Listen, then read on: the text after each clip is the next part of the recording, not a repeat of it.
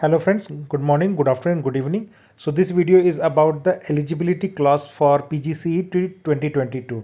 So I will start with the MBA. So in the MBA there are two courses basically, full-time MBA and the part-time MBA. So for the full-time MBA, you need to have a 3 years degree and with 50% marks aggregate put together of all 3 years, right? So even if you have got less than 50% in any year, that is not a problem. The total should be more than 50% for aggregate of 3 years. And for the students from SC, ST and category 1 of Karnataka candidates, they can, for them qualifying exam marks will be 45%. So for the general category it will be 50% aggregate of all 3 years.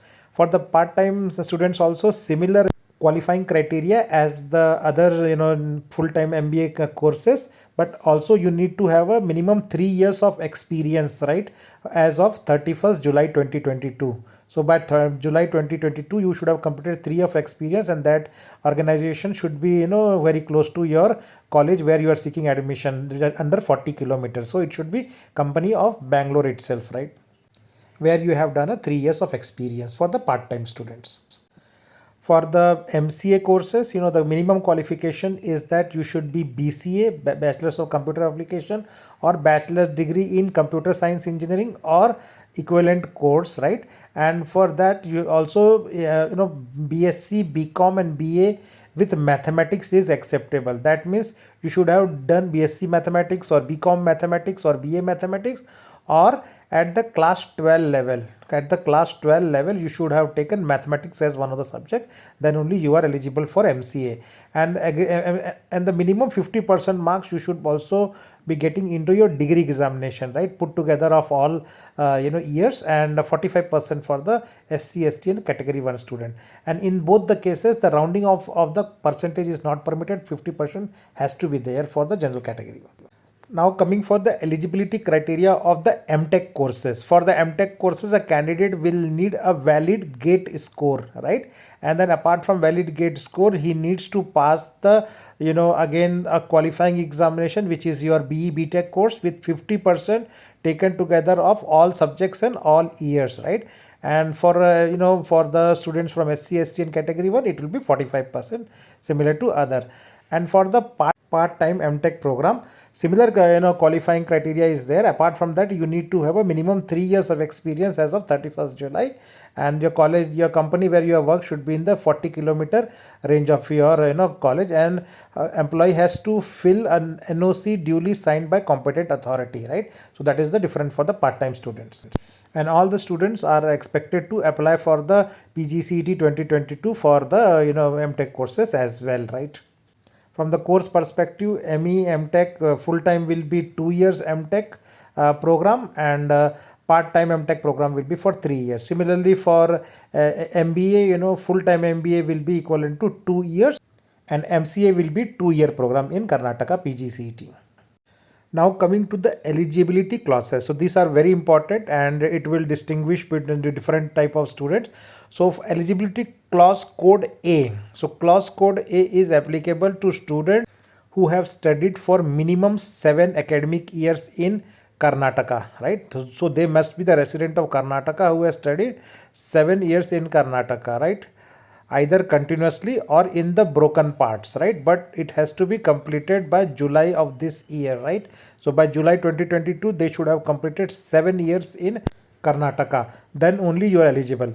And what are the documents you are required to produce is your SSLC certificate, that is 10th certificate, 12th certificate, your qualifying examination marks, that means your BCom or your BCA or your BBA, those exams marks, and the candidate study certificate. So study certificate is where it will mention that you will have to produce 7 years of study certificate from Karnataka, which will get from block education officer, BEO, or and the next one is your, if you are claiming any type of reservation like caste certificate, then you will require, for SC ST you will require form D, for category 1 student you will require form E, and for category 2A, 2B, 3A, 3B, those category students will require form F. So these are the set of documents, all of which will be applicable to clause A student.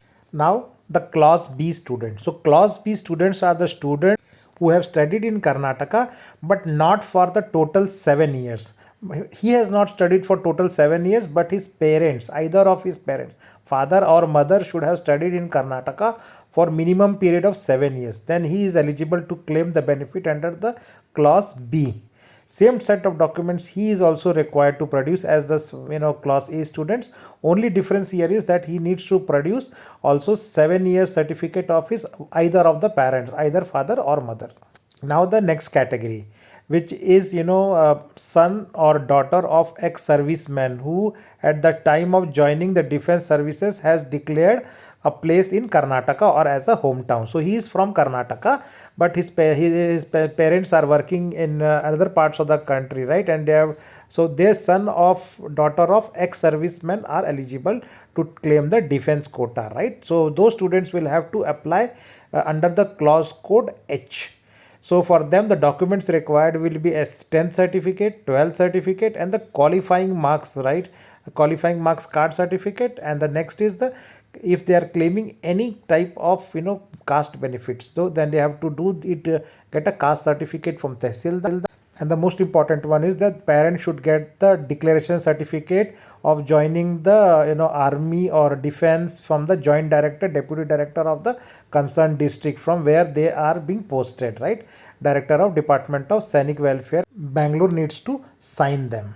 So all the three clauses A, B and H are applicable to all of MBA and MCA students only. Now coming to the clauses which are applicable for MTech students. So MTech students has more number of clauses than MBA and MCA. So for them, if you see the clause A is similar to what was there. So which is clause A as for the students who have studied in Karnataka for minimum period of 7 years, right? In any school college in Karnataka for 7 years. They are required to produce 10th certificate, 12th certificate, their qualifying exam certification, which is their B mark 6 mark sheet or BTech mark sheet, the study certificate of 7 years, and then if claiming any benefit, then by from the Tehsildar side you need to get SC/ST certificate in Form D, category I for or 2A, 2B, 3S, 3B students should get Form F, depending on whichever. Now I'll go to the category clause B. Clause B of MTech means students who have studied and passed the qualifying state examination within the state of Karnataka, right? But they have not studied for 7 years, but they have passed the qualifying examination. That is the BTech they have done from Karnataka. So if they have done a BTech from Karnataka, they are eligible to apply, and they will have to do a clause B. They also required to produce 10th certificate, 12th certificate, qualifying examination mark, which is their BTech. And if they are claiming any caste certificate or those things, they need to provide that. And candidate studying certificate for having studied and passed the qualifying examination in Karnataka. Now next are the candidates who has not studied 7 years in Karnataka, but their parents have studied 7 continuous in Karnataka. So those students are also eligible to apply for with clause C. So in this case, all the same set of documents, but study certificate should be from the either of the parent, father or mother, that they have studied in Karnataka for the period of 7 years. And the last D is the candidates of or a parent of a candidate has resided in Karnataka for minimum period of 7 years. That means they have not studied in Karnataka, but they have resided for minimum period of 7 years, right?